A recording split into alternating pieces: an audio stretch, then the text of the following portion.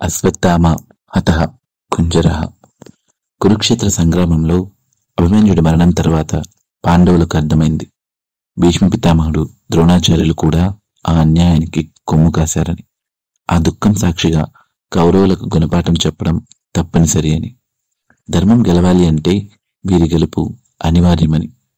పాండవుల యుద్ధ విజయం అడ్డుకుంటున్నారు గురువు ద్రోణాచార్యులు. యుద్ధభూమిలో ఆయన్ను ఓడించడం అసాధ్యమనిపిస్తుంది. ధర్మం గెలవాలి అంటే వీరి గెలుపు అనివార్యం.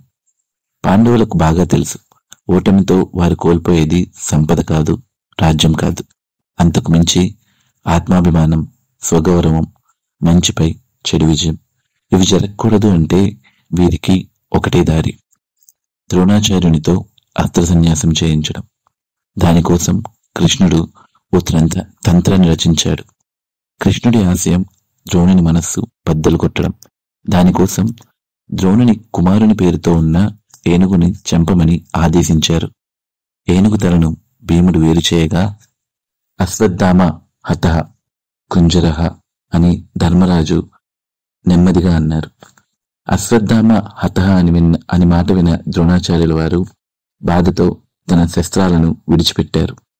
అదే అదనుగా దుష్టద్రమ్నుడు గురువు శిరస్సును ఖండించాడు. ధర్మ మార్గం అనేది సూటిగా ఉండకపోవచ్చు. సత్యం మరియు ధర్మం యుద్ధంలో, కర్తవ్యంలో పరీక్షకు లోనవుతాయి. ధర్మబద్ధుడైన యుధిష్ఠిరుడే గొప్ప ప్రయోజనం కోసం కఠిన నిర్ణయం తీసుకోవాల్సి వచ్చింది. అర్ధసత్యం వాస్తవానికి సరిపోయినప్పటికీ అది నైతికంగా కఠినమైనది. యుద్ధ విజయానికి బదులుగా వ్యక్తిగత పశ్చాత్తాపం జీవితకాలం మోయాల్సి వచ్చింది. న్యాయం కోసం పోరాటంలో ధర్మమే కొన్నిసార్లు ఒడిదుడుకులు ఎదుర్కొంటుంది. నిజమైన ధర్మం అనేది స్పష్టమైన నిర్ణయాలు కాకుండా వాటి ఫలితాలను ధైర్యంగా స్వీకరించడంలో ఉంటుంది.